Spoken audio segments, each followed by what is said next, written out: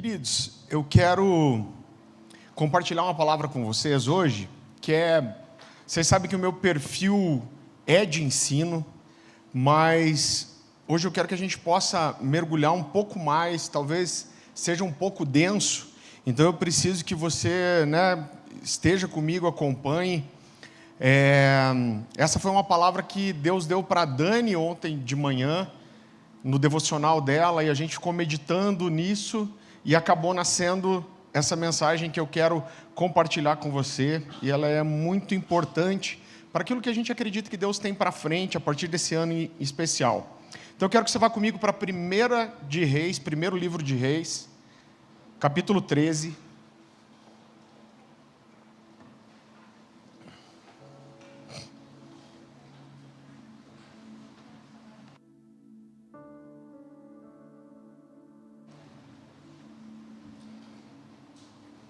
Gente, que dureza quer ficar velho, né? Porque eu fico sem óculos, eu não consigo ver muito a expressão de vocês, acho que estou ficando muito no ar, o olho está meio seco, mas daí eu ponho óculos, aí eu não consigo ler de perto.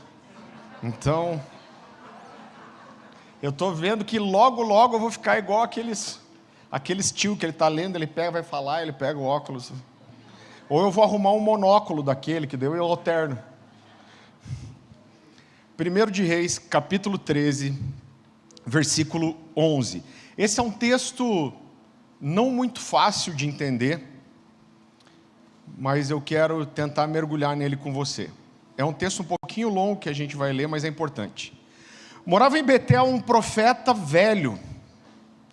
Vieram seus filhos e lhe contaram tudo que o homem de Deus fizera aquele dia em Betel. Tinha acabado de acontecer uma coisa muito forte, um profeta tinha se levantado no lugar de idolatria e lançado uma sentença. A gente vai falar mais depois disso. As palavras que disseram ao rei, contaram-nas a seu pai. Perguntou-lhes o pai: por que caminho se foi? Mostraram seus filhos o caminho por onde fora o homem de Deus que viera de Judá. Então disse a seus filhos: albardai-me um jumento. Abardaram-lhe. Se você falar abardaram-lhe 15 vezes bem rápido, você é batizado. O jumento e ele montou. E foi após o homem de Deus, e achando-o sentado debaixo de um carvalho, lhe disse: és tu o homem de Deus que vieste de Judá? Ele respondeu: eu mesmo. Então lhe disse: vem comigo à casa e come pão. Porém ele disse: não posso voltar contigo, nem entrarei contigo, não comerei pão e nem beberei água contigo nesse lugar. Porque me foi dito pela palavra do Senhor: ali não comerás pão, nem beberás água, nem voltarás pelo caminho que foste. Tornou-lhe ele, também eu sou profeta como tu. E o anjo me falou por ordem do Senhor, dizendo: faze-o voltar contigo à tua casa, para que coma pão e beba água. Porém, mentiu-lhe. Então voltou ele, comeu pão em sua casa e bebeu água. Estando eles à mesa, veio a palavra do Senhor ao profeta que o tinha feito voltar, e clamou ao homem de Deus que viera de Judá, dizendo... Você entendeu, né? Então ele primeiro convida para ir para casa com ele. Ele fala: não, eu não posso, porque Deus falou que eu não posso comer nem beber aqui, eu tenho que voltar, inclusive, por outro caminho que eu vim. E ele fala: não, mas eu sou profeta também. E um anjo me falou que é para você vir comigo. E ele ouve aquele homem e eles vão para casa.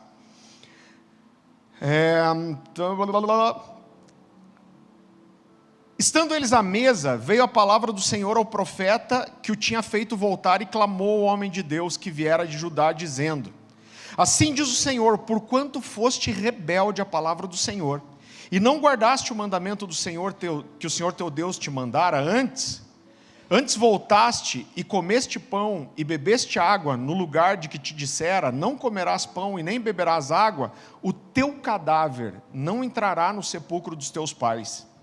Depois de o profeta, a quem fizera voltar, haver comido pão e bebido água, albardou para ele o jumento, foi-se pois, e um leão o encontrou no caminho e o matou.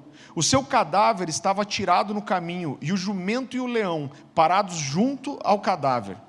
Eis que os homens passaram e viram o corpo lançado no caminho, como também o leão parado junto ao corpo, e vieram e disseram na cidade onde o profeta velho habitava. Ouvindo o profeta que o fizera voltar do caminho, disse: é o homem de Deus que foi rebelde à palavra do Senhor, e por isso o Senhor entregou ao leão, que o despedaçou e matou, segundo a palavra que o Senhor lhe tinha dito. Então disse a seus filhos: albardai-me, nossa, mas como repete essa palavra, né? Misericórdia. Albardai-me o jumento. Eles o albardaram. Ele se foi e o achou. Ele se foi e achou o cadáver atirado no caminho, e o jumento e o leão parados junto do cadáver. O leão não tinha devorado o corpo, nem despedaçado o jumento.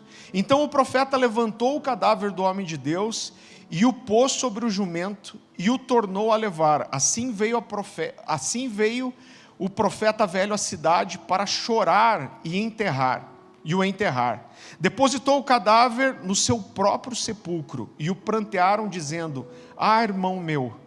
Depois de o haver sepultado, disse a seus filhos: quando eu morrer, enterrai-me no sepulcro em que o homem de Deus está sepultado. Ponde os meus ossos junto aos ossos dele, porque certamente se cumprirá o que por ordem do Senhor clamou contra o altar de Betel e contra todas as casas dos altos que estão nas cidades de Samaria. Queridos, esse é um texto difícil de entender, né? Então Deus pega esse profeta, ele é um homem de Deus, a gente vai falar mais disso. Esse cara obedece a Deus, ele dá a sentença que ele tinha que dar, e Deus fala: olha, não coma naquele lugar, e volte por outro caminho que você foi. Só que esse profeta velho vai atrás dele e fala: venha para minha casa comer comigo. E ele diz: não, eu não posso, porque Deus falou para eu não comer nem beber nesse lugar e voltar por outro caminho. Ele fala: não, mas eu sou profeta também. Deus falou comigo, e falou que é para você vir comigo e comer na minha casa. Quando eles estão comendo, o profeta velho é ousado e fala: Deus está te sentenciando, porque você desobedeceu o que ele mandou fazer. E você vai morrer, e seu corpo não vai ser enterrado junto dos seus pais. Aonde ficavam os pais? Em Jerusalém, de onde ele estava vindo. Ele sai da casa daquele homem e é morto por um leão. Então é um texto, queridos, muito desafiador para entender algumas coisas, mas eu quero tentar fazer isso com você. Não é, como eu disse, não é tão fácil de entender, não é tão fácil de entender o que Deus fez aqui, não é fácil de entender se aquele profeta velho era um falso profeta ou não, se ele foi intencionalmente mal ou não, né? Ou se tinha mão de Deus nisso, se Deus queria que aquilo acontecesse. É difícil entender qual foi a motivação que levou aquele homem a mentir, né? Será que ele sabia que ele estava mentindo? Mas além de todas essas coisas, eu acho que o principal é tentar entender o que Deus quer ensinar para a gente com essa história. Então vamos entender melhor o contexto aqui. Betel, que era essa cidade onde tudo aconteceu, havia por muito tempo sido um lugar de adoração a Deus. Então as pessoas vinham de vários lugares, era um lugar de profetas e sacerdotes. A palavra Betel significa casa de Deus. Então aquele lugar era um lugar que por muito tempo foi legitimamente um lugar de adoração. O que está acontecendo aqui? Quando o rei Salomão morre, a Bíblia diz que ele tinha colocado impostos muito pesados sobre o povo para construir o templo. E aí quando Salomão morre, as tribos, que eram 12 tribos de Israel, se juntam, vão até Roboão, que era o filho de Salomão, e falam para ele: olha, teu pai colocou um peso muito grande sobre nós, diminua os impostos. Roboão vai para os sábios do reino e fala: o que vocês acham disso? Eles falam: cara, ouve eles, e você vai ter o coração do povo para sempre. Só que ele ouve seus jovens amigos também, que falam: olha, não se deixa levar por isso. Fala para eles que o teu dedo, que o maior peso do seu pai vai ser como o seu dedo mindinho, que você vai ser muito pesado, muito mais pesado do que o seu pai. Perigoso. E foi isso que ele fala para o povo. E quando ele faz isso, há uma divisão ali.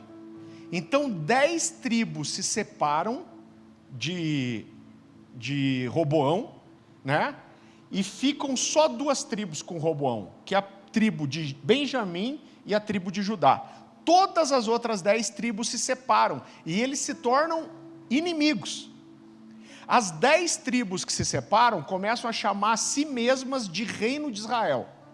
E as 2 tribos que ficam, Judá e Benjamim, começam a se chamar de reino de Judá. Então, quando isso acontece, queridos, né, eles se separam e fazem capitais diferentes. E essas 10 tribos levantam um rei sobre eles, que é um cara chamado Jeroboão. Betel ficava na divisa quase com as terras de Benjamim, ou seja, já ficava quase lá no reino de Israel, né? Ficava pertinho disso, e esse povo se tornou inimigo mesmo, né? E logo depois que isso acontece, que essa divisão acontece, a Bíblia fala que Roboão por 3 anos ele foi fiel a Deus, e ele seguiu os caminhos do seu pai Salomão, mas logo depois disso, ele cai em imoralidade sexual e idolatria. E ele levanta altares para outros deuses dentro do reino de Judá. Ele se perdeu completamente. Agora, com o reino de Israel, não foi muito diferente, né? Então, a Bíblia, o Senhor tinha dado uma lei para Moisés, e todo o povo deveria subir uma vez por ano para adorar em Jerusalém. Qual era o problema? Tinha 10 tribos separadas e Jerusalém ficava no reino de Judá. A Bíblia diz que Jeroboão olhou para isso e ele falou: olha, o povo vai subir para Jerusalém, que era o reino inimigo, eles vão adorar o Senhor, eles podem achar graça diante de Deus, eles podem se arrepender de ter rompido com Roboão e com Judá, e ele falou: o que vai acontecer? Esse povo vai se voltar para Roboão de volta, eles vão tomar todo o reino e vão me matar e eu vou morrer. E ele tem uma ideia para tentar reverter essa situação, né? Então o que ele faz? Ele destitui todos os sacerdotes, que eram os sacerdotes legítimos da tribo de Levi. Então ele pega todos os sacerdotes, profetas, levitas, e ele expulsa ali do reino de Israel, ele expulsa das 10 tribos, e ele levanta outras pessoas para serem sacerdotes, que não eram da tribo de Levi. Só que ele faz outra coisa, ele constrói 2 bezerros de ouro. Você lembra uma história parecida com essa, não? Ele constrói 2 bezerros de ouro, ele coloca um dos bezerros nesse lugar chamado Betel, que havia sempre sido um lugar de adoração, e ele chega para o povo e fala: olha, esses aqui são os teus deuses que tiraram do Egito. Lembra alguma coisa, não? É impressionante como se cai no mesmo erro. E ele fala para o povo: olha, agora vocês não vão precisar mais subir para Jerusalém para adorar o Senhor. Ele construiu vários altares dentro das 10 tribos, e ele, né, construiu 2 lugares principais, e um desses era em Dan, onde foi, na tribo de Dan, onde foi enviado um dos bezerros de ouro, e o outro ele colocou em Betel para ser adorado. A Bíblia diz que ele estabelece festas de adoração, ele estabelece ofertas e sacrifícios, que eram exatamente as que Deus tinha estabelecido na lei. Ou seja, tudo que era feito para Deus, ele começa a fazer para aqueles 2 bezerros de ouro.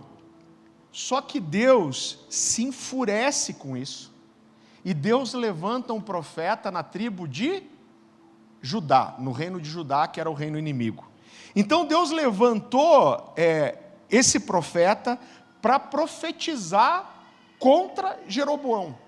Então Deus fala para ele: olha, você vai atravessar a fronteira, você vai entrar no reino de Israel, você vai em Betel, aonde está acontecendo esse altar de idolatria, e você vai dar uma palavra minha para o rei que vai estar adorando lá. Gente, olha a coragem desse cara, ele está entrando no terreno inimigo e está indo profetizar contra o rei. É claro que eles eram muito mais numerosos, eles eram 10 tribos contra 2.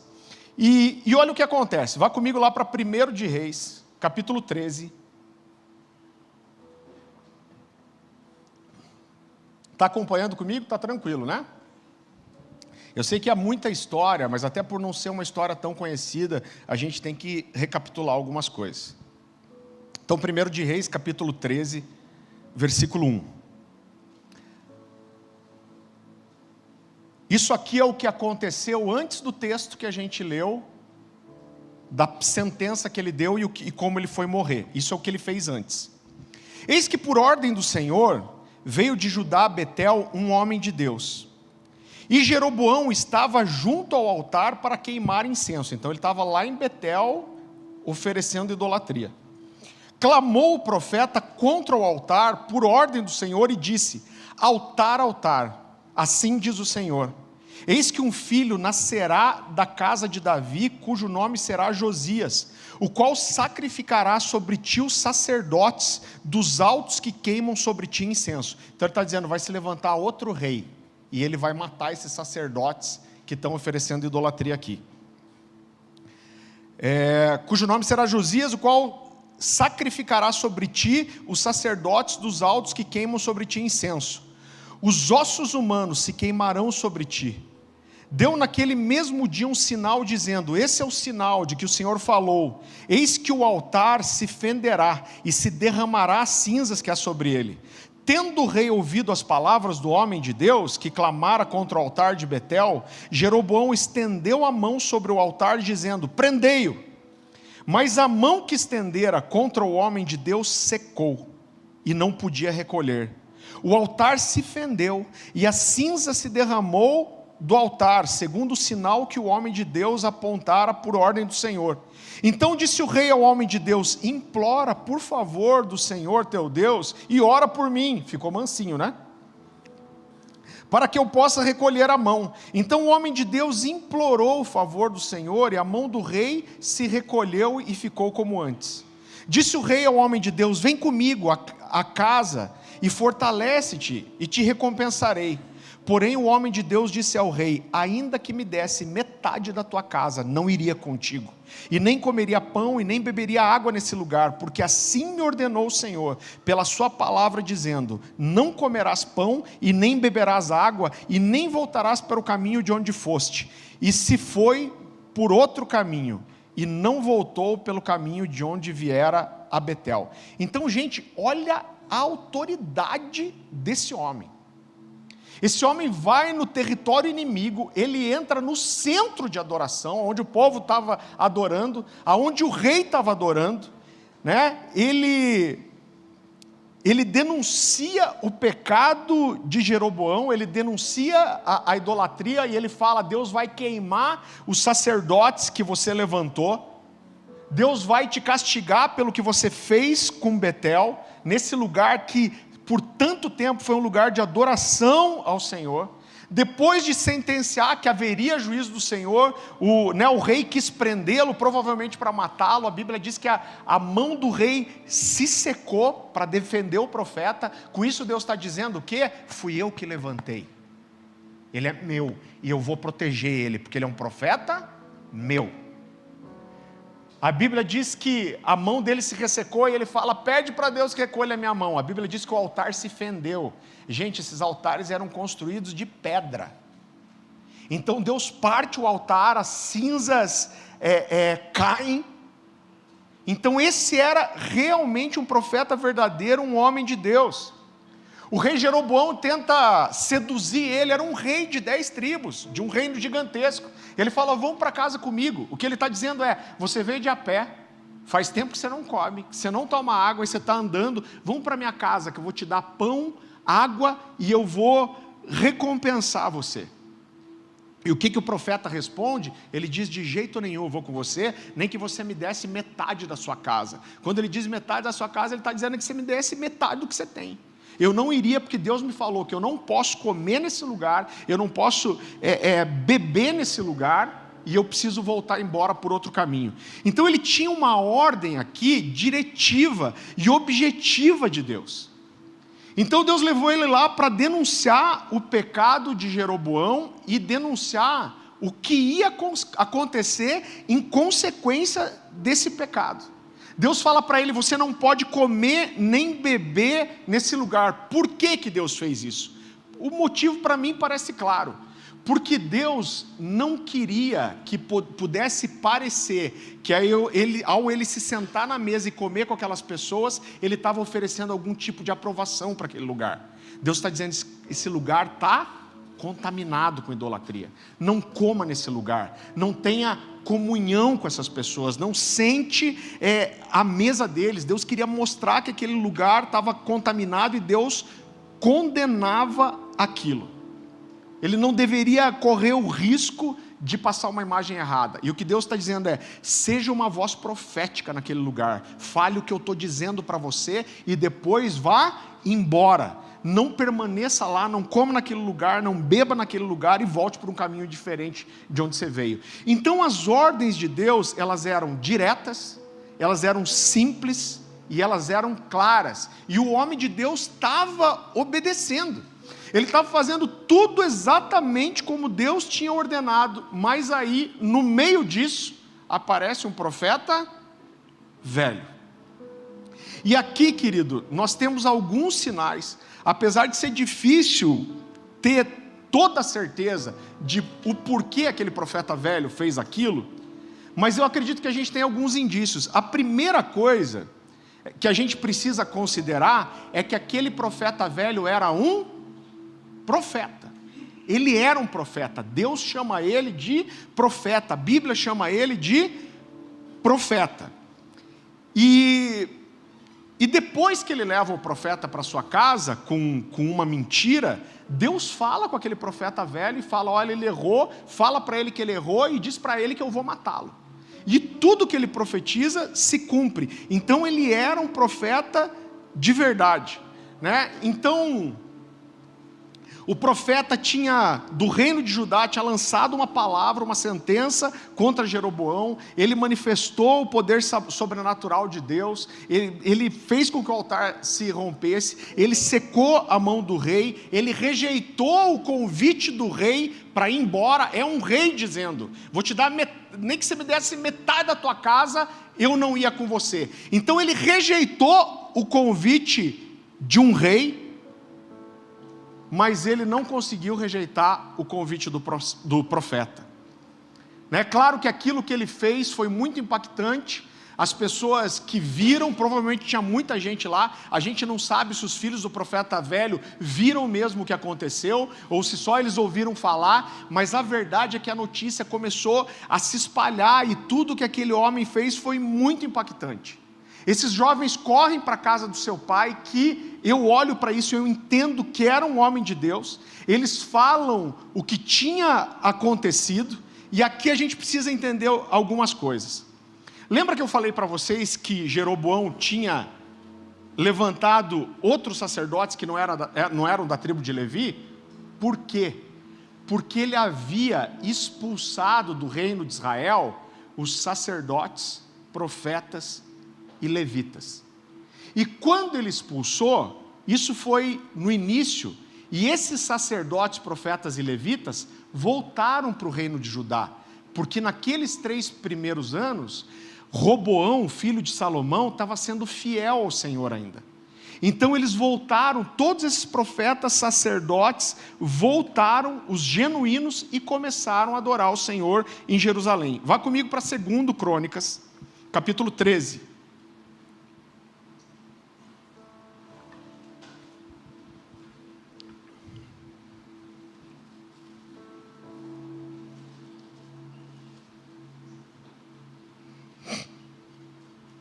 Segundo Crônicas, capítulo 13, versículo 11. A palavra do Senhor diz assim.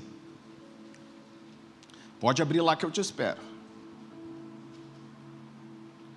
A palavra do Senhor diz assim, segundo Crônicas, capítulo 13, a partir do versículo 11. Também os sacerdotes e os levitas que havia em todo Israel recorreram a Roboão. Quem era? O rei lá, filho de Salomão, das 2 tribos, o reino de Judá. De todos os seus limites, porque os levitas deixaram os arredores das suas cidades e as suas possessões, então eles deixaram tudo que tinham, e vieram para Judá e para Jerusalém, porque Jeroboão e os seus filhos os lançaram fora, para que não ministrassem ao Senhor. Jeroboão constituiu os seus próprios sacerdotes para os altos, para os sátiros e para os bezerros que fizera. Além desses, também de todas as tribos de Israel, que de coração resolveram buscar ao Senhor, o Deus de Israel, foram a Jerusalém para oferecerem sacrifício ao Senhor, o Deus dos seus pais.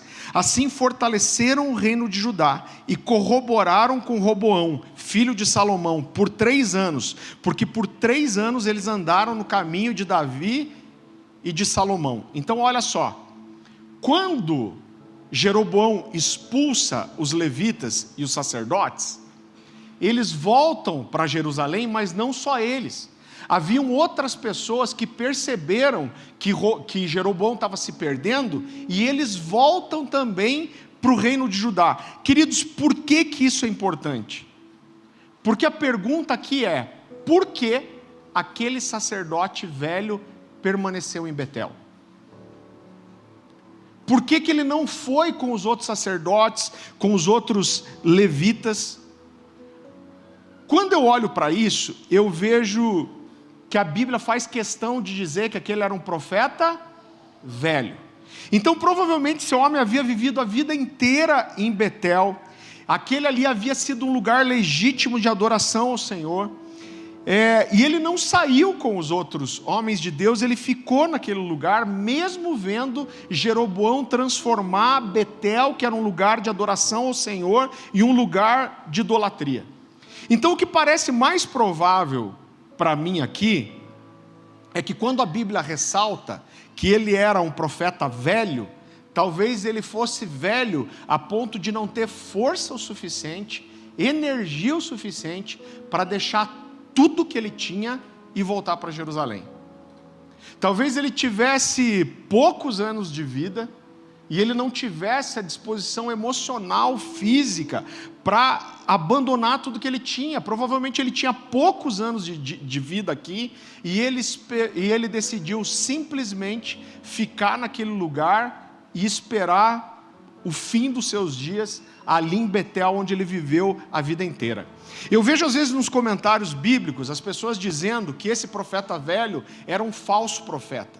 Eu acho muito difícil de afirmar isso, por causa de vários motivos aqui, que eu vou falar depois como identificar um falso profeta. E o objetivo da minha mensagem toda no final é ensinar você como você descobre quando um profeta é um falso profeta. Agora, quando eu olho para isso, querido, o que me parece fazer sentido é que aquele profeta, ele era um homem de Deus, e quando todos os outros foram embora, ele ficou sozinho. Ele não tinha mais nenhum homem de Deus com ele para orar junto com ele, para falar das coisas de Deus com ele, para adorar o Senhor com ele, para ouvirem a voz de Deus junto, para fluírem no profético. E quando ele ouve que um profeta de Deus vem do reino de Judá e tem coragem de confrontar o rei, de confrontar o pecado, de manifestar sinais miraculosos, do rei secar a mão, do altar se partiu, eu acredito que o coração dele se encheu de expectativa. Ele falou: eu preciso conhecer esse cara, eu preciso conhecer esse homem de Deus.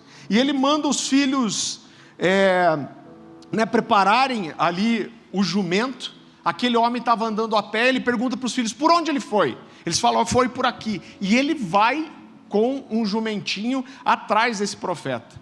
E para a alegria dele, ele encontra logo o profeta sentado debaixo de uma árvore. Eu acredito, querido, a idolatria estava acontecendo há muito tempo. Provavelmente Deus não se mexia, não havia mais profecia, não havia mais manifestação sobrenatural. E eu acredito que ele foi atrás daquele profeta para saber o que estava acontecendo, para falar: cara, me diz, está acontecendo um avivamento, o que vocês profetas estão ouvindo de Deus lá, o que vocês estão entendendo, o que Deus está fazendo no reino de Judá. Então eu olho e parece o mais provável para mim, querido, parece que mais faz sentido.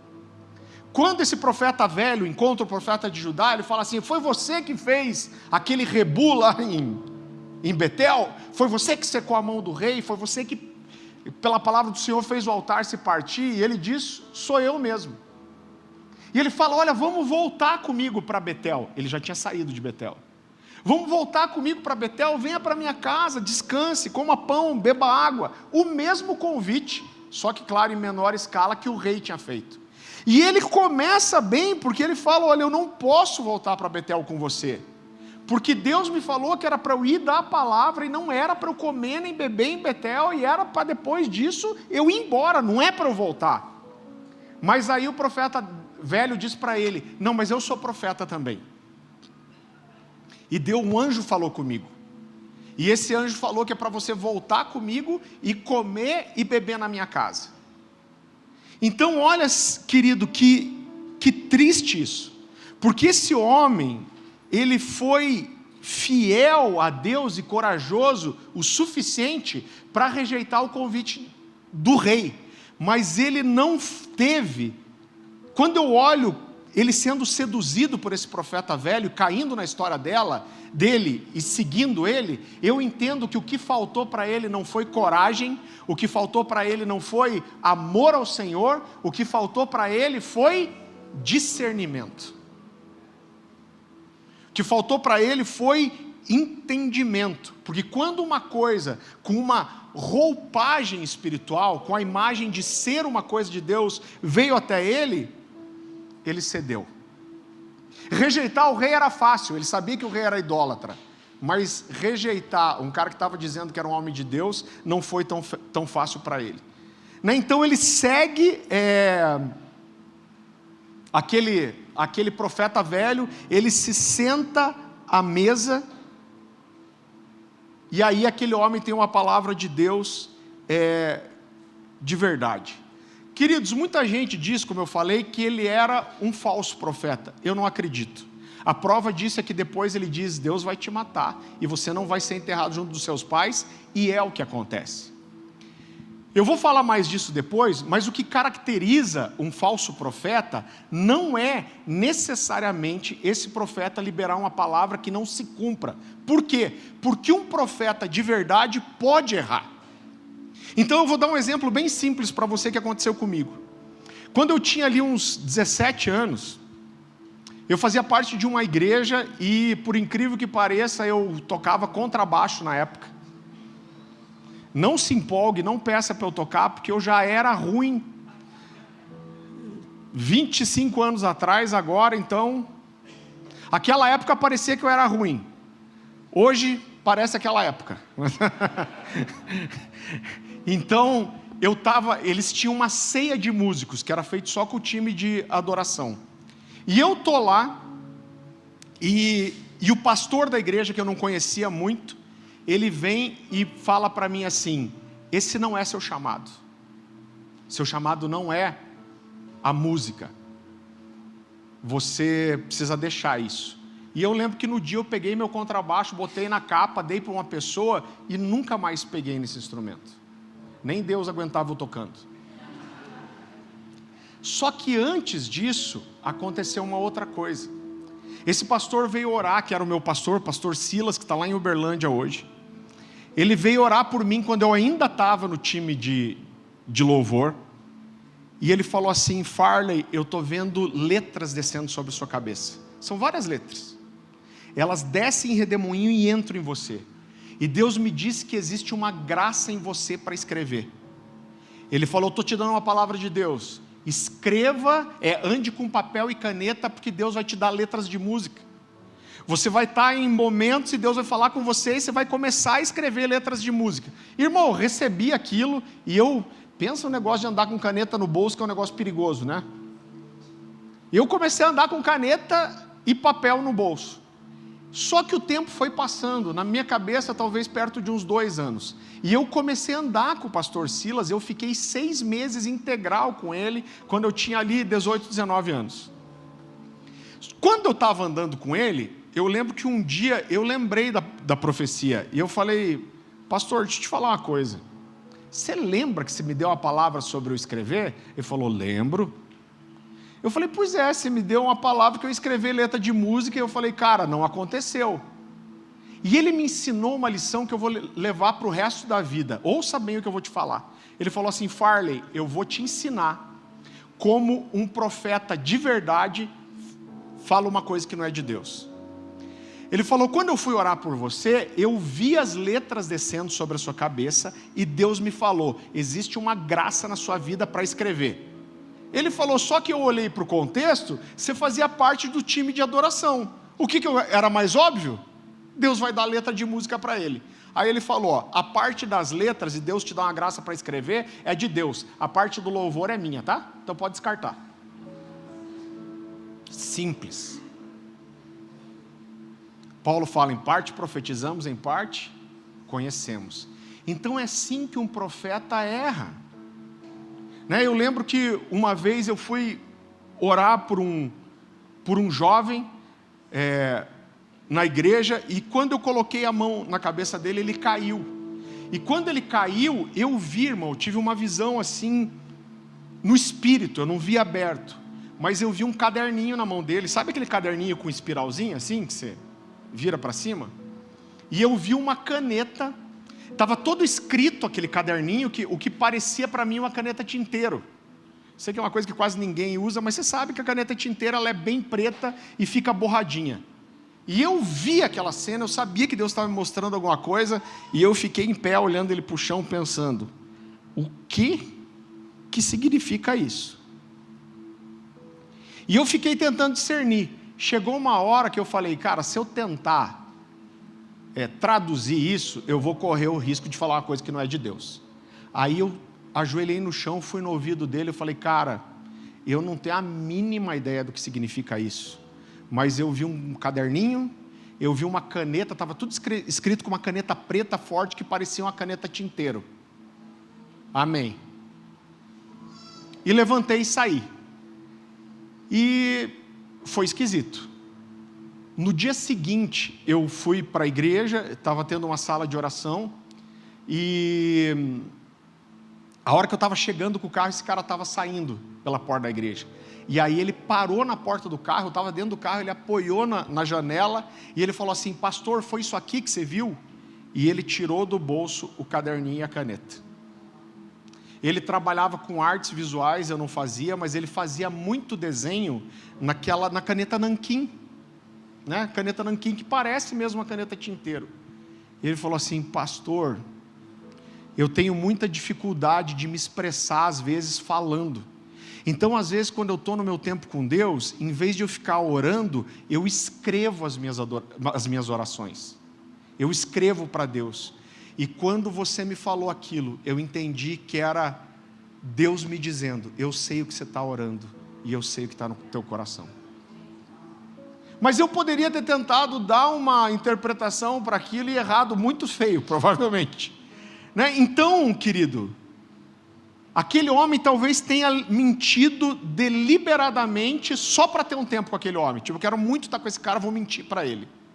Ou talvez ele tenha achado que Deus falou com ele, porque esse é um risco que a gente corre. Você está com uma coisa, um desejo no teu coração, e você acredita que Deus falou com você de verdade. Mas eu acho muito difícil acreditar que aquele profeta velho estava tentando trazer mesmo uma condenação para aquele profeta de Judá. Por quê? Porque ele era um homem de Deus. Independente dele ter se enganado ou mentido deliberadamente, no final Deus usa aquele profeta velho para cumprir o seu propósito. O profeta de Judá desobedece uma ordem clara e direta de Deus, confirmada por manifestações sobrenaturais. Ele desobedece aquilo que Deus falou de uma forma clara, que não era para ele voltar para Betel. E quando eles estavam na mesa, Deus fala: olha, você desobedeceu a minha ordem, você vai morrer e você não vai ser enterrado junto dos seus pais. A Bíblia diz que o profeta, e eu vejo um cuidado do profeta, tipo, cara, agora eu vi o que aconteceu. A Bíblia diz que ele preparou um jumentinho, tipo, vaza daqui, vamos ver se vai dar tempo. Foi mais ou menos isso.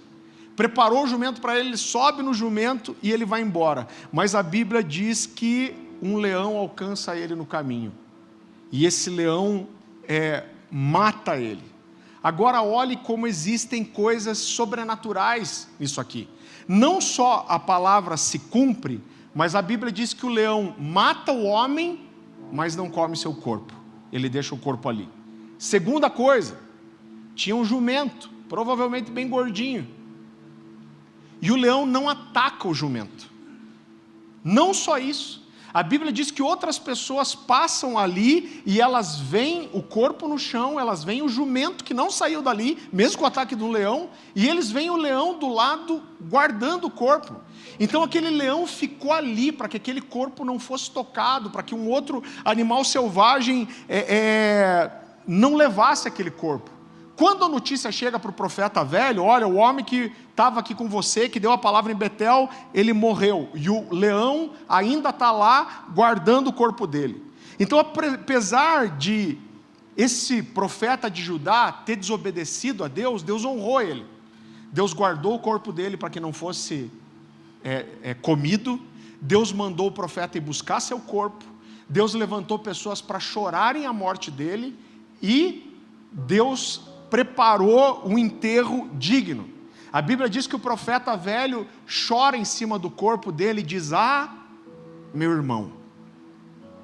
Eu vejo que aquele profeta velho queria honrar ele, porque ele fala, ele vai ser enterrado no meu sepulcro, e ele dá uma ordem para os seus filhos. Ele fala assim: o dia que eu morrer, vocês vão pegar o meu corpo e vocês vão colocar junto dos ossos desse homem, porque a palavra que ele falou contra Betel vai se cumprir. Ele se entristece da palavra ter cumprido. Ele diz: você vai morrer porque você pecou. Mas ele não se alegra com isso. Ele chora com isso. Ele fica penalizado, condoído com a consequência do pecado. Agora, querido, aquele profeta velho era um falso profeta? Eu creio que não. O que caracteriza, e aqui a gente vai entrar na parte mais importante da mensagem, o que caracteriza um falso profeta? Quando você olha para a Bíblia toda, existem duas figuras na Bíblia inteira que caracterizam, que são a tipificação do que é um falso profeta. São duas figuras, alguém sabe dizer? Balaão e Jezabel. Essas são figuras que existiram, tanto Balaão e Jezabel, mas a Bíblia vai falar depois do espírito de Jezabel, ela vai falar da doutrina de Balaão. Então essas figuras acabam sempre aparecendo e representando dois tipos de falso profeta. E o que eu quero mostrar para você é que o que caracteriza um falso profeta não é necessariamente ele dar uma profecia que não é verdadeira ou que não se cumpre, mas existem outras coisas envolvidas que provam que alguém é um falso profeta. Então é importante que você entenda, mais uma vez, que um profeta de verdade pode errar. Agora, por outro lado, alguém pode ser muito assertivo na profecia, e mesmo assim ele não está livre do risco de, mesmo sendo tão assertivo, ele ser um falso profeta. Então o que caracteriza um falso profeta? Você vai ver que as figuras de Jezabel e Balaão são diferentes. Vá comigo para Apocalipse capítulo 2.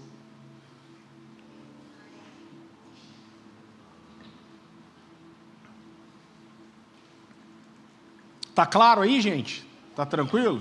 Amém? Então Apocalipse capítulo 2, versículo 20. Você vê, Jezabel tinha, você tem mais de uma figura de Jezabel, e aqui em Apocalipse vai falar de volta. A palavra do Senhor diz assim: tenho, porém, contra ti, está falando para uma das igrejas, o tolerares que essa mulher chamada Jezabel, que a si mesmo se declara profetisa, não somente ensine, mas ainda seduza os meus servos a praticarem prostituição e a comerem coisas sacrificadas a ídolos. Então, apesar de haver aqui características muito semelhantes entre Jezabel e Balaão, Jezabel é caracterizada por um espírito de manipulação. Então, quando você fala de Jezabel, você fala de manipulação. O espírito de Jezabel, ele ganha o coração das pessoas com aquilo que fala, sendo essas profecias verdadeiras ou não. A pessoa que tem um espírito de Jezabel, ela pode até profetizar coisas verdadeiras, mas ela pode também simplesmente desenvolver uma habilidade de aprender a dizer para as pessoas aquilo que que as pessoas querem ouvir. Ela se intitula profetisa, né? Então aquilo que ela fala vai ganhando o coração das pessoas, vai ganhando confiança, e com isso ela manipula as pessoas para seguirem o que ela diz. Você vê que a Bíblia não chama aqui de uma doutrina de Jezabel, mas ela fala, eles seguem o que Jezabel ensina. Então olha, querido, como que esse espírito age. O espírito de Jezabel é um espírito de manipulação, de sedução, de engano, e isso acontece no meio de um ambiente profético. Então, escute uma coisa, você vai entender onde eu quero chegar. Eu não estou pregando contra a profecia, você já vai entender. Mas o ambiente profético, ele é um ambiente muito precioso, mas é também um ambiente muito sujeito à manipulação. Irmão, você pode ver, alguém que tem um dom profético forte, assertivo, ele agrega as pessoas. Por quê? Porque uma hora você dá uma palavra para alguém, e isso é uma palavra verdadeira, toca o coração da pessoa, às vezes nem verdadeiro não é, mas toca. Quem profetizou ganha confiança, ganha o coração daquela pessoa, ganha a atenção daquela pessoa, e isso é muito fácil de gerar um ambiente de manipulação. Então as pessoas profetizam e elas acabam ganhando o coração, a confiança e a fidelidade das pessoas. As pessoas entregam, né, o coração para isso. Então elas olham para quem está profetizando e está sendo assertivo, e eles falam que, sem dúvida nenhuma, esse é um profeta de Deus e esse é um homem de Deus. Qual que é o crivo? Não, é um homem de Deus, porque ele me falou uma coisa que aconteceu. É um homem de Deus, porque ele me falou uma coisa que estava acontecendo lá na minha casa, na minha família, que ninguém sabia, e indiscutivelmente essa pessoa é um homem de Deus. E isso ganha totalmente o coração e a confiança das pessoas. E chega uma hora, por quê, irmão? Irmão, porque ninguém que não é de Deus consegue se esconder por muito tempo. Quando você convive, as coisas aparecem. Só que o espírito de Jezabel, ele ganha tanto o coração das pessoas, que chega uma hora que essas pessoas confiam tanto nesse homem de Deus, a confiança se torna tão grande, que eles perdem a capacidade de discernir. E quando as coisas ruins dessas pessoas começam a aparecer, eles não conseguem perceber, eles perdem o discernimento, eles não conseguem ver a conduta inadequada como uma conduta inadequada, eles não conseguem ver as coisas erradas como uma coisa errada. Por quê? Porque uma manipulação aconteceu. Então deixa eu dar um exemplo para você. Eu não vou citar o nome aqui por motivos legais, mas a gente sabe, talvez, do maior ministério profético do mundo hoje, na nossa geração, que está sendo muito mexido por acusações de abuso sexual. Queridos, como que esse abuso acontecia? Eu já não sei mais o que é público, o que a gente sabe das pessoas que estão envolvidas, mas o que esse cara fazia? É claro que ele não fazia isso com todo mundo, mas esses caras, e deve ser o Satanás que ajuda ele, porque eles acabam descobrindo quais são as mulheres que têm uma fragilidade emocional. Esse cara chegava para algumas mulheres, irmão, e tem tipo assim, pelo menos que se saiba, umas 8 mulheres. Então ele chegava, e um fato que mostra que, poxa, realmente parece que isso é verdade, é porque a história era a mesma com todas as mulheres. Então ele chegava para essas mulheres e falava, puxa, eu preciso te falar uma coisa, Deus falou comigo, Deus me falou que a minha mulher vai morrer, a minha esposa vai morrer, e Deus me falou que o seu marido vai morrer também, e que eu vou casar com você. Você está entendendo? Essa pessoa usava o dom profético, ou um pseudo dom profético, para ganhar confiança dessas mulheres. Ele não fazia isso do dia para a noite, ele ia fazendo testes para ver o nível de confiança, e aí, depois que ele seduzia essas mulheres com isso, ele acabava se envolvendo sexualmente com elas. Você entende? Irmão, essas coisas acontecem no ambiente profético. Então a característica do falso profeta, com a característica de Jezabel é que ele vai envolvendo e manipulando. Outra coisa que o espírito de Jezabel faz, ele tira as pessoas da comunhão com o todo. Então esse espírito ele acaba dando palavra para várias pessoas, e muitas pessoas recebem, mas muitas pessoas estão suscetíveis à manipulação. E quando elas recebem uma palavra, elas ficam: esse é um homem de Deus, eu quero andar com ele, porque ele ouve Deus de verdade, porque Deus fala com ele, porque Deus usou ele para abençoar a minha vida, porque ele profetizou que eu vou prosperar, porque ele profetizou que Deus vai me dar uma casa, porque ele profetizou que Deus me aprova. E eles começam a colar nessas pessoas. E o que esse profeta faz? Ele começa a enredar um pequeno grupo de pessoas, e essas pessoas começam a andar com ele e deixar a comunhão com o resto do corpo, deixar a comunhão com o resto da igreja. E eles confiam plenamente nesse profeta. E essas pessoas estão sempre juntos, esse grupo com esse profeta, e eles se separam da comunhão com o todo. E o que acontece em pouco tempo? Esse grupo começa a achar que só eles ouvem a voz de Deus. Eles começam a achar que só eles veem os problemas da igreja. Eles começam a achar que só eles veem que o diabo está se movendo dentro da igreja, que só eles têm o discernimento. Então eles viram tipo a Liga da Justiça da igreja,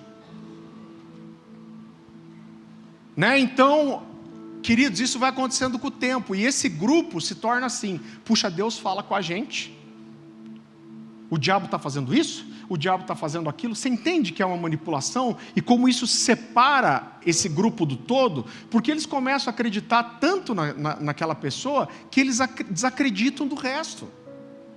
E a conversa acaba sendo assim: Deus me mostrou, eu tenho discernimento, está acontecendo isso, e a liderança não consegue ver. Então você separa esse grupo da comunhão com o todo. Irmão, manipulação. Esse grupo passa a acreditar que só eles têm discernimento, só eles veem a verdade, só eles discernem o mundo espiritual, só eles, e seu líder profético ouvem a Deus. Todo o resto da liderança está cega, não entende, não percebe as coisas.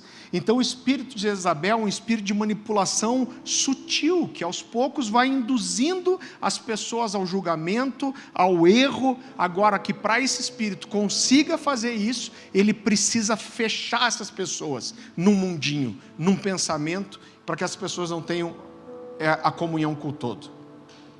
O espírito de Balaão, ele é um pouco diferente. Vá comigo para Apocalipse capítulo 2. Aqui eu estou quase chegando no fim.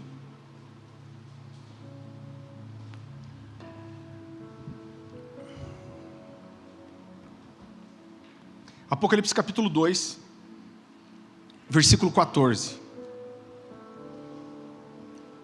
Eu quero que você perceba que nesse texto, na verdade, ele não fala de um espírito de Balaão, mas ele fala da doutrina de Balaão. Então olha lá, Apocalipse 2,14. Tenho todavia contra ti. Queridos, por que Jesus vai falar duas vezes nas cartas à igreja da Ásia sobre as duas figuras de falso profeta? Por que Jesus faz isso? Porque seria uma coisa muito recorrente no meio da igreja nos últimos dias. Então diz assim: tenho todavia contra ti algumas coisas, pois que tens aí os que sustentam a doutrina de Balaão, o qual ensinava Balaque a armar ciladas diante dos filhos de Israel, para comerem coisas sacrificadas aos ídolos e praticarem a prostituição. Então, mais uma vez, você vê que ele não fala do espírito, mas ele fala da doutrina de Balaão. Então, Balaão não é um falso profeta, porque as suas profecias não se cumprem. Mas ele é um falso profeta porque ele ensina uma doutrina errada. Deixa eu fazer uma pergunta para você. Eu não vou voltar em toda a história de Balaão para a gente não se exceder demais. Mas quantas profecias de Balaão não se cumpriram? Alguém sabe dizer? Nenhuma. Todas as profecias dele se cumpriram. Todas as profecias dele foram exatas. Você pode voltar lá depois e ler, a Bíblia vai falar inúmeras vezes, e falou Deus com Balaão, e o Senhor foi até Balaão e disse a ele, e Deus falou para Balaão, diga isso, anuncie isso. Então todas as profecias de Balaão se cumpriram, mas ele era um falso profeta. Por que ele era um falso profeta? Em primeiro lugar, porque um falso profeta, ele ensina uma doutrina errada. Querido, eu vou te dizer como que é o movimento de Balaão, e eu vou citar o nome aqui. A gente tem um cara no Brasil, eu acho que talvez muitos de vocês, talvez a maioria não tenha pego esse tempo, mas há muitos anos atrás, o Caio Fábio, nome profético, Caio Fábio,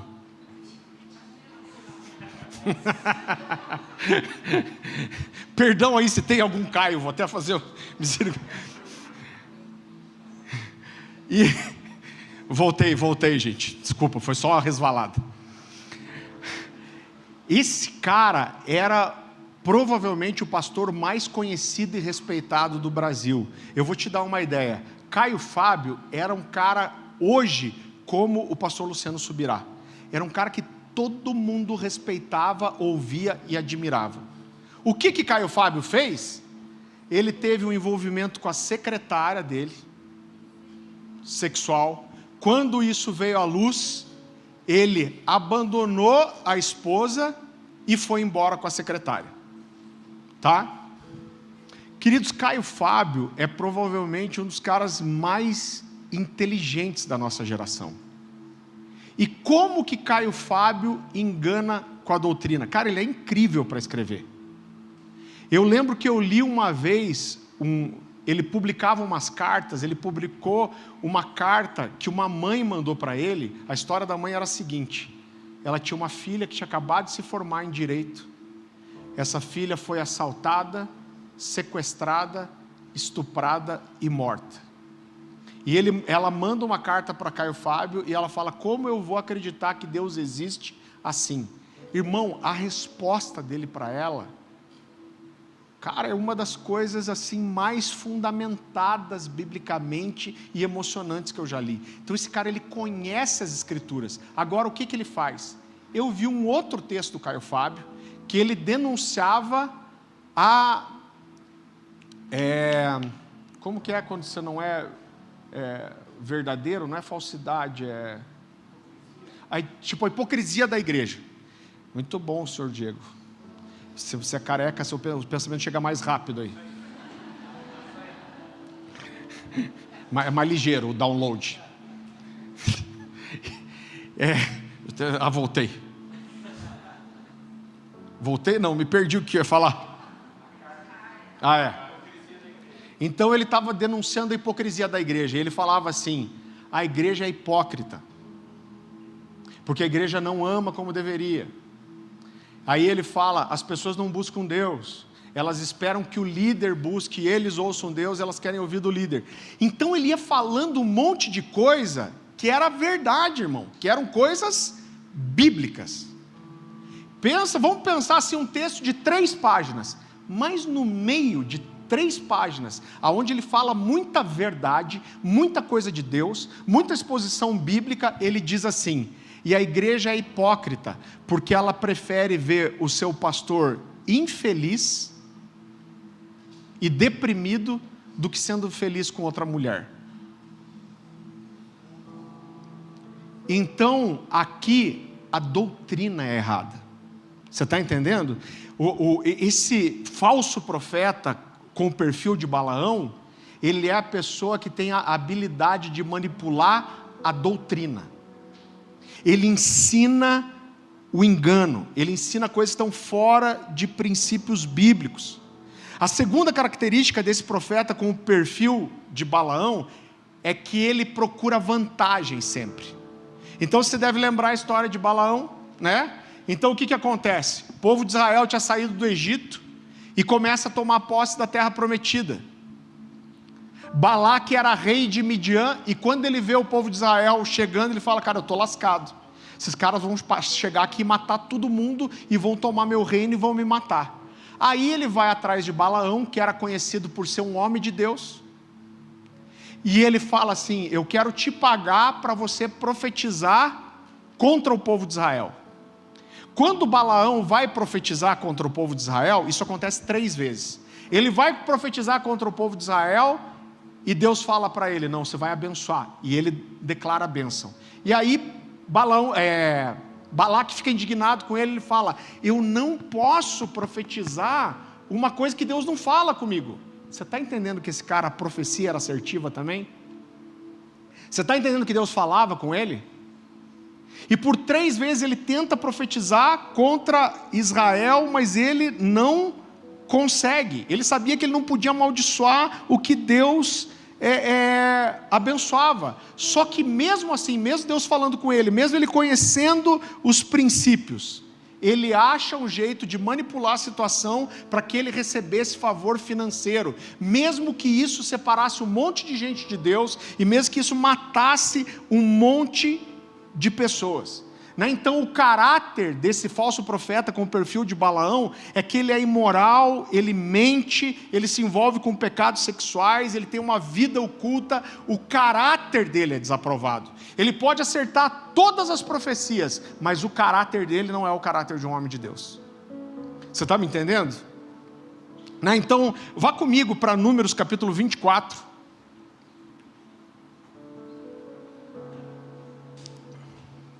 Eu quero ler só mais 3 textos com você, eu já estou caminhando para o fim. Você sabe que às vezes isso não significa muita coisa, né? Números 24, 10. Então o que tinha acabado de acontecer aqui? Pela 3ª vez, Balaque oferece um monte de dinheiro para ele e fala: profetiza contra Israel. 3ª vez. E olha o que a Bíblia diz. E aí ele vai profetizar e profetiza o quê? Bênção. Irmão, esse texto é engraçado, porque a Bíblia diz no começo assim: então a ira de Balaque se acendeu contra Balaão, e bateu ele as suas palmas e disse: chamei-te para amaldiçoar os meus inimigos, porém se abençoa. Então, irmão, é engraçado, porque o que ele está dizendo que acontece aqui? Eles levam Balaão para um monte, aonde dava para ver o povo de Israel, e daí ele fala: profetiza. E daí o cara vai profetizar e só fala a bênção. E aí Balaque faz assim: muito bem, nota 2. Acertou, miserável, né? É isso que ele está dizendo, que ele fica indignado que o cara profetizou coisas boas mais uma vez. Então vamos ler o texto. Então a ira de Balaque se acendeu contra Balaão e bateu ele as suas palmas. Disse Balaque a Balaão: chamei-te para amaldiçoar os meus inimigos, porém agora já 3 vezes somente os abençoaste. Agora pois, vai-te para a tua casa. Eu disse que te cumularia de honras, mas eis que o Senhor te privou delas. Está dizendo, Deus não deixou você receber as coisas. Então Balaão disse a Balaque: não falei eu aos teus mensageiros que me enviaste, dizendo: ainda que Balaque me desse a sua casa cheia de prata e ouro, não poderia traspassar o mandado do Senhor. Irmão, era um cara que ouvia Deus ou não? Claro que era. Fazendo de mim mesmo, bem ou mal, o que o Senhor falar, isso eu falarei. Olha o cara, ele está dizendo: eu não vou dizer nada que Deus não fale. Agora eis que vou ao meu povo, vem, avisar-te-ei do que farás esse povo ao teu nos últimos dias. Então olha só, querido, 3 vezes ele diz: cara, eu não posso dar uma falsa profecia, eu não posso profetizar uma coisa que Deus não falou. Só que olha o que acontece depois. Quando a gente lê o texto aqui, parece que cada um só foi para um lado e voltou para sua casa. Então vá comigo para Números 31.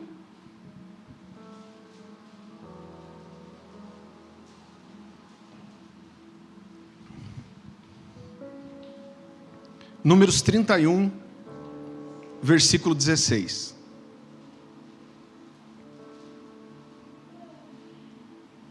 A palavra do Senhor diz assim: foram elas quem? Aqui são as mulheres midianitas. Foram elas e seguiram o conselho de quem? De Balaão. Então Balaão deu um conselho para as mulheres de Midian. e levaram Israel a ser infiel ao Senhor no caos de Peor, de modo que uma praga feriu a comunidade do Senhor. Então olha só, querido, quando Balaão vê que ele não podia amaldiçoar o que Deus abençoa, o que ele fez? Ele pegou Balaque, foi até as mulheres de Midian e falou: você quer que esse povo se lasque? Então nós vamos fazer o seguinte, nós vamos fazer eles se afastarem de Deus. Ele fala: pega lindas mulheres midianitas e manda para o meio do povo de Israel, e para elas seduzirem e pecarem com essas mulheres. Por quê? Porque Deus não queria que o povo se contaminasse contra as mulheres. Então essas mulheres vão até Israel, elas seduzem os homens, elas têm relações sexuais com eles, elas induzem esses homens a sacrificarem aos ídolos com elas, e elas induzem esses homens a comerem a comida sacrificadas aos deuses. E com isso o que acontece? Deus se afasta deles, e a ira de Deus cai sobre eles. Então leia comigo um último texto, Números capítulo 25.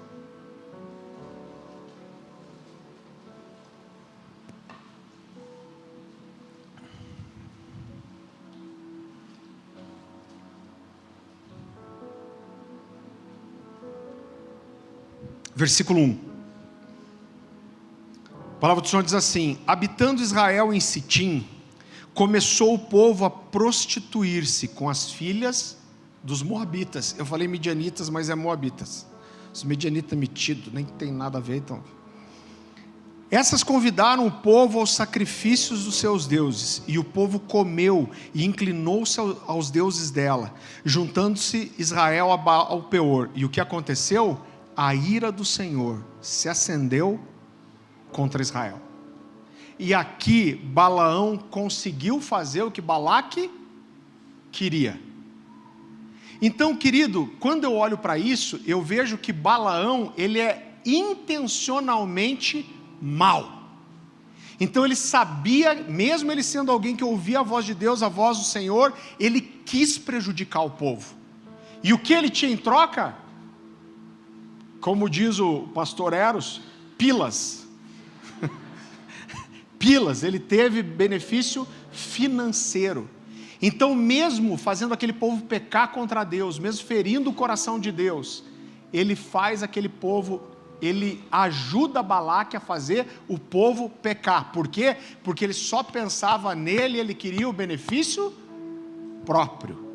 Então, a diferença, querido, às vezes aqui desse perfil de Balaão e de Jezabel, é que Jezabel pode estar manipulando as pessoas, mas não perceber isso. Ela acha que ela é de Deus. Mas Balaão, ele é intencionalmente mau. Agora, queridos, por que eu trouxe toda essa mensagem para você? Para a gente descredibilizar o ministério profético? De jeito nenhum. Eu quero dizer para você que essa aqui é uma casa profética. Nós cremos no dom e no ministério profético. A Bíblia diz que quando não há a palavra profética, o povo se perde, se corrompe.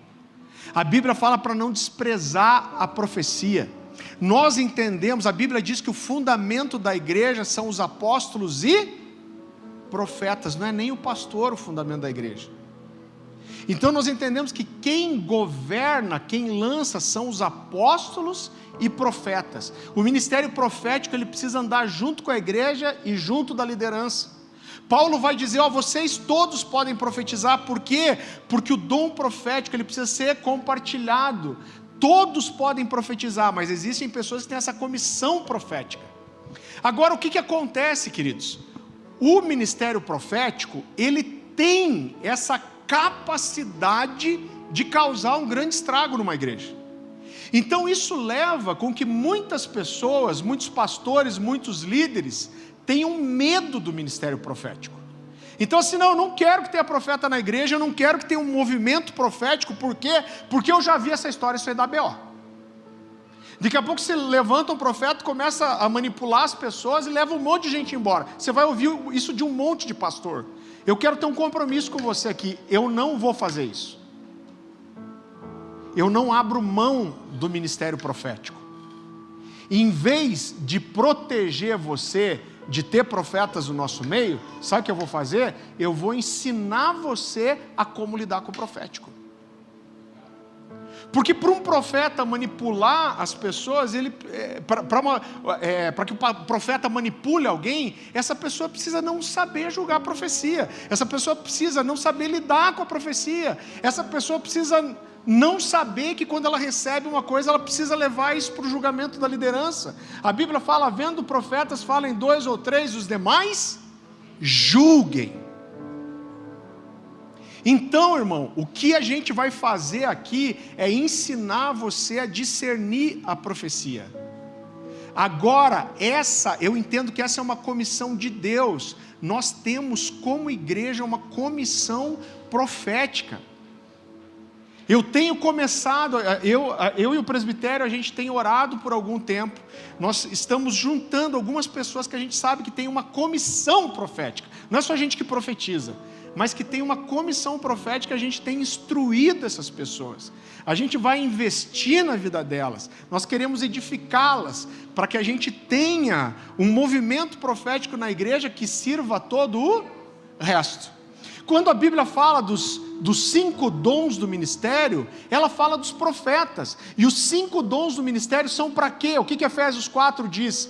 Que esses 5 dons equipam a igreja para responder ao seu chamado. Então nós vamos investir em profetas, para que um dia a gente chegue num lugar de maturidade, e essas pessoas, junto conosco, com a liderança, possam edificar a igreja e equipar a igreja para profetizar, para andar no profético, para ter discernimento profético.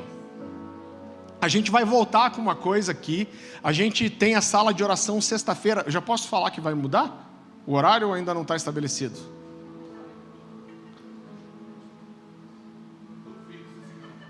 Eu também. Então vamos dizer assim, provavelmente a sala de oração na sexta vai ser das 8 da noite à meia-noite. Então das 8 às 9 a gente vai ter um período devocional aqui de adoração acontecendo, as pessoas vão chegando, orando, e das 9 às 10 a gente vai ter um tempo de liberação profética. Então se você sente que você tem um chamado profético, que Deus tem isso para você, eu quero que de forma especial, a gente vai anunciar, vai ser uma vez a cada 15 dias ou uma vez por mês.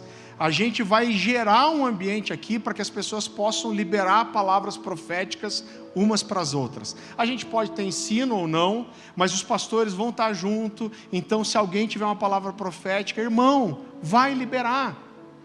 Agora eu pergunto para você, vai ter profetada no meio? Vai, irmão. Mas e daí? O que a gente faz? Enfia o dedo no olho, sai correndo, expulsa todos os profetas da igreja. É isso? Não, o que a gente faz? A gente julga, irmão. Você pega o que serve e o que não serve, o que você faz? Ctrl Alt Del. Então é simples. E eu quero dividir isso com você. Eu creio que, queridos, toda a igreja ela vai ter suas ênfases. Você sabe que essa é uma igreja muito forte no ensino. Você sabe que essa é uma igreja muito forte na adoração. Eu creio que Deus está construindo uma coisa com a gente, e a gente vai mover muito nas artes. Mas eu tenho plena convicção que existe uma porção profética sobre nós. Uma coisa que a gente tem uma característica como igreja, mesmo sendo uma igreja pequena, gente. A gente tem, 350, 400 pessoas. Mesmo a gente sendo uma igreja pequena, a gente serve muito o corpo de Cristo. A gente tem já 3 igrejas, a gente dá cobertura para várias igrejas, a gente serve muitas igrejas. Então eu acredito que nós temos uma comissão de tentar desenvolver aqui um modelo. É claro que isso não é engessado, mas eu tenho reunido essas pessoas com comissão profética, eu tenho falado para eles, cara, eu não sei como fazer. Eu não tenho problema em dizer para você, pastor, como que vai ser? Te respondo muito fácil, não sei. Então eu não sei, mas a gente vai se reunir e vamos orar e vamos discernir no Senhor. Mas eu acredito, eu me sinto impelido por Deus para construir esse movimento profético aqui. E eu acredito que a gente vai desenvolver algo que não é só para nós, mas que a gente vai poder servir o corpo de Cristo com isso. Queridos, o dom profético, ele é muito precioso. Ele é muito precioso. Ele é um dom que Deus nos deu. Ele está dentro dos dons dos 5 ministérios. Deus fala. Deus falou desde o início. Deus falou em toda a Bíblia e Deus continua falando. Eu falei para vocês, alguém me perguntou qual que é o seu maior desafio como igreja. Meu maior desafio é continuar ouvindo Jesus. E a gente tem que ter um coração sensível, aberto ao Espírito Santo. E a gente vai crescer nesse dom. Isso vai ser uma marca dessa casa aqui, eu tenho certeza disso. Abaixe sua cabeça, feche seus olhos. Senhor Jesus, nós entendemos, Senhor, que existe uma comissão profética sobre nós. Nós reconhecemos, Senhor, esse dom. E nós queremos dizer aqui que independente de qualquer coisa errada, distorcida que houve, o dom profético, ele é verdadeiro, ele é para hoje, ele é um dom precioso, ele é indispensável na vida da igreja. O fundamento da igreja são os apóstolos e profetas. Nós reconhecemos aqui, Senhor, a nossa limitação, a nossa incapacidade, mas nós correspondemos ao seu chamado. E nós pedimos, nos ajuda, Jesus. Nos ensina, Pai, a não errar. Nos ensina a não ter medo do profético. Nos ensina a não ter receio do profético. Nos ensina a não abafar o dom profético, Senhor. Ah, Jesus, nós precisamos tanto. O Senhor é um Deus que fala. Tantas vezes o Senhor faz apologia a si mesmo nas Escrituras. E o Senhor fala, eu sou um Deus que fala. O Senhor fala, então fala conosco. Levanta, Senhor, meu Deus, o espírito da profecia nessa casa, Senhor. Levanta profetas nessa casa. Levanta homens e mulheres que ouçam a sua voz, que são ousados para anunciar as palavras do Senhor. Senhor, meu Deus, eu te peço que o Senhor comece a dar sinais para os meus irmãos aqui. Eu sei que tem pessoas que já sabem que tem uma porção, uma comissão profética, mas eu peço que o Senhor dê sinais agora, Senhor. Uma impressão no espírito, um tremor, um sinal na boca. Dá sinal para as pessoas e fala assim, eu tenho isso para você, eu quero que você seja intencional. A palavra de Deus diz que nós devemos buscar com diligência pelos melhores dons. Mostra, Senhor, aqueles que têm uma comissão profética. Eu te peço que o espírito da profecia venha sobre os meus irmãos, Senhor. Espírito da profecia, o espírito profético, faz dessa casa uma casa profética. Faz dessa casa uma voz profética para a nossa geração, uma voz profética no Brasil, uma voz profética para as nações, Senhor. Nós repreendemos em nome de Jesus todo medo, Senhor, do ministério profético, todo receio, toda insegurança, em nome de Jesus, Senhor. Se você sente que existe uma comissão profética sobre a sua vida, ou se você deseja isso, eu quero que você levante do seu lugar só para dar um sinal para o Senhor para isso. Fala, Deus, ativa isso. Abra os meus ouvidos espirituais. Libera sobre a minha vida. Abra a minha boca, Jesus.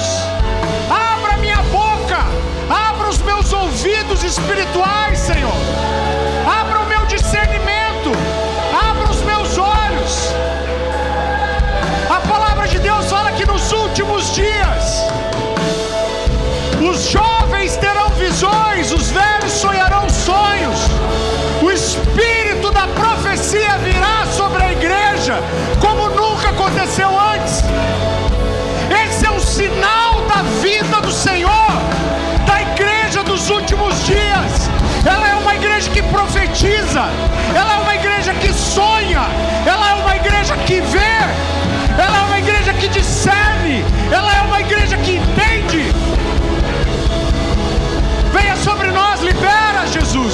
Libera o espírito da profecia, sopra sobre nós, ativa os dons espirituais em nós, traz discernimento, revelação. Eu quero pedir para os diáconos, para os pastores orarem com as pessoas. Espírito Santo de Deus, Espírito Santo de Deus,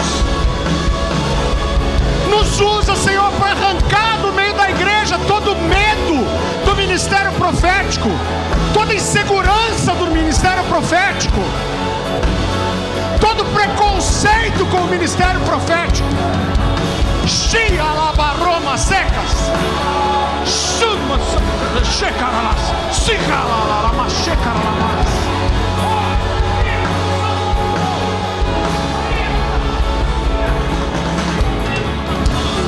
De novo, faz de novo, o seu povo clama-te mais uma vez. De novo, faz de novo, o seu povo clama. Espírito de Deus! Espírito de Deus!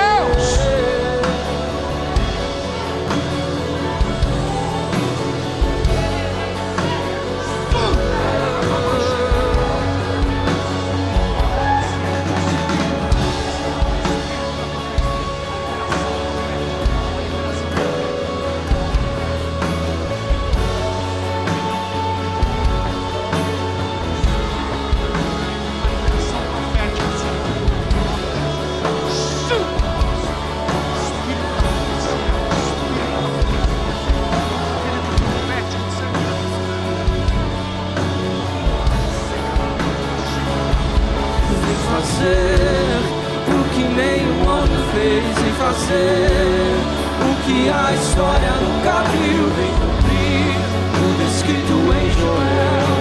Aviva-nos, vem fazer o que nenhum homem fez, vem fazer o que a história nunca viu, vem cumprir.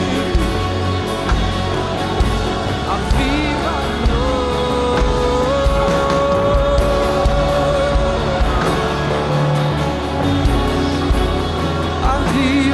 Senhor,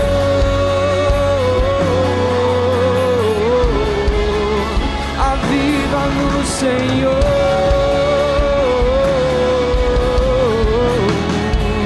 aviva-nos, Senhor.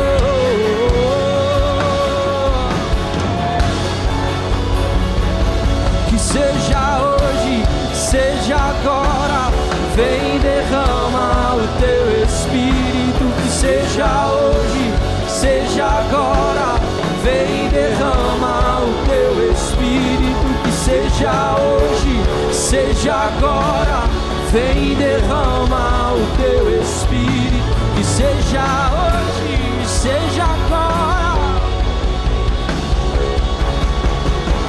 que seja hoje, seja agora, vem derrama o teu Espírito. Que seja hoje, seja agora, vem derrama o teu Espírito. Que seja hoje, que seja agora, vem derrama o teu Espírito.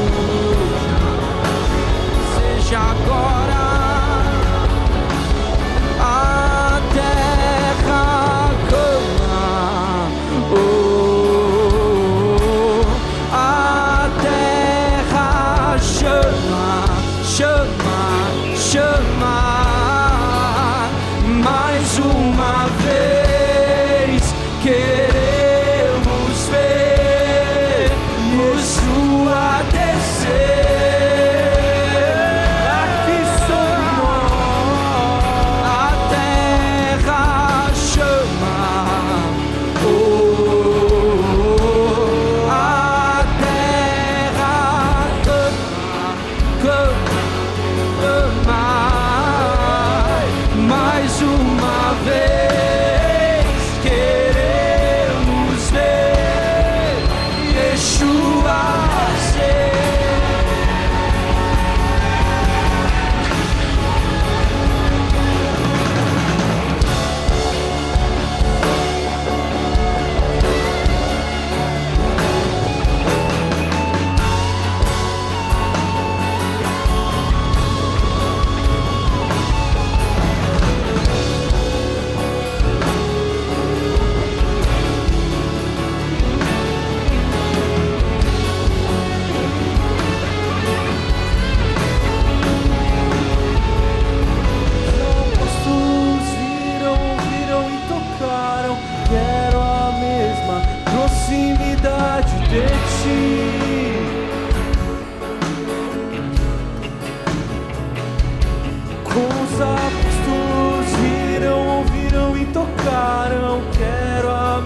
mesma proximidade de ti.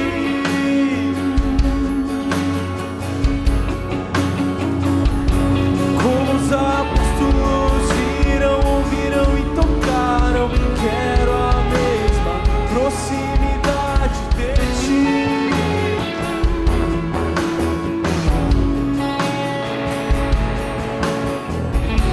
Quem viu, quem tocou, quem ouviu a voz, quem testemunhou o Cristo.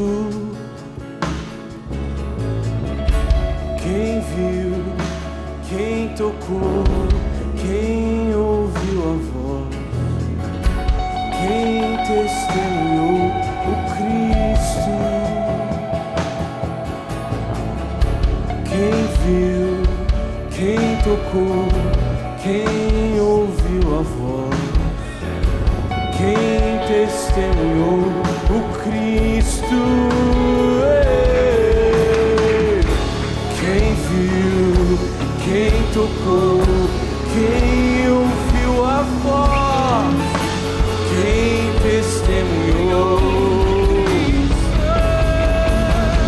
Como os apóstolos viram, ouviram e tocaram, quero a mesma proximidade de ti.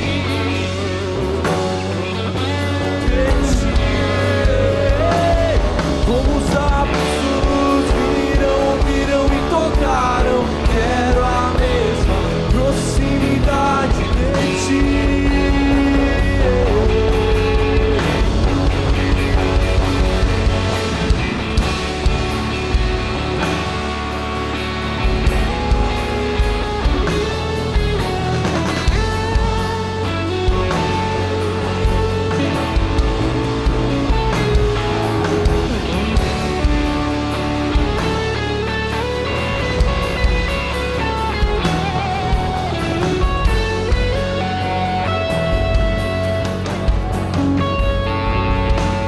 Tu és o centro,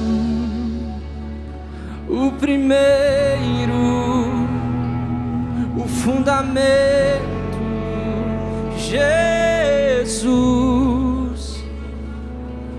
Tu és o centro,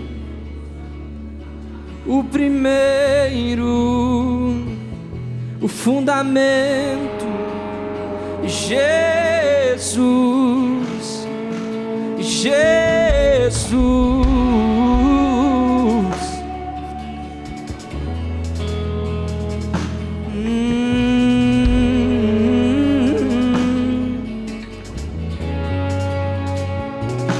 Tu és o centro,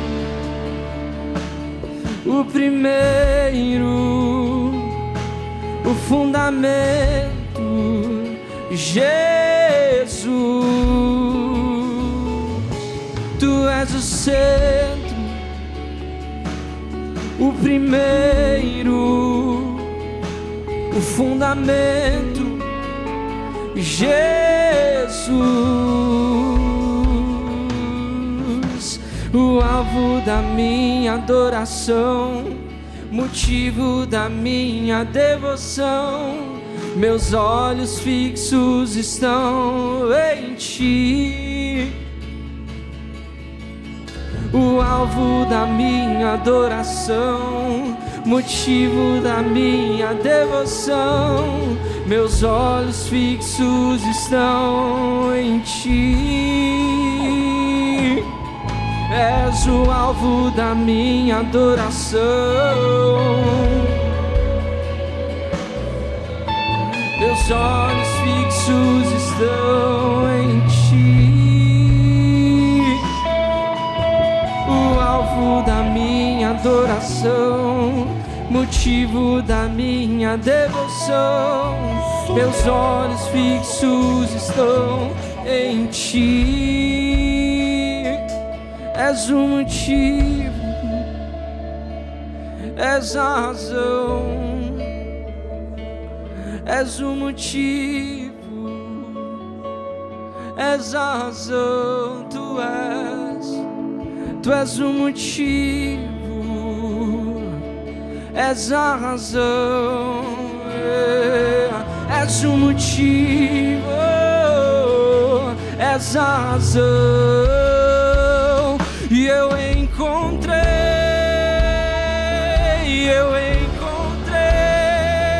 um motivo pra viver, um motivo pra morrer. Eu encontrei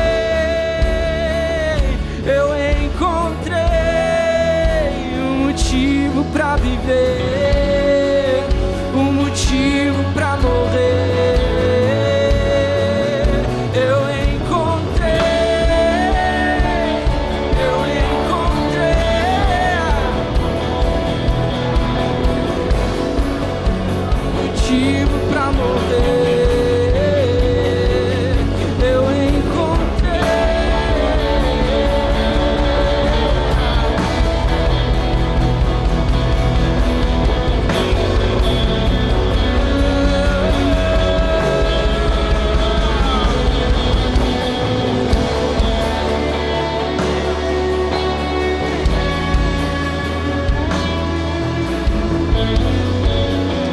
Espírito Santo de Deus,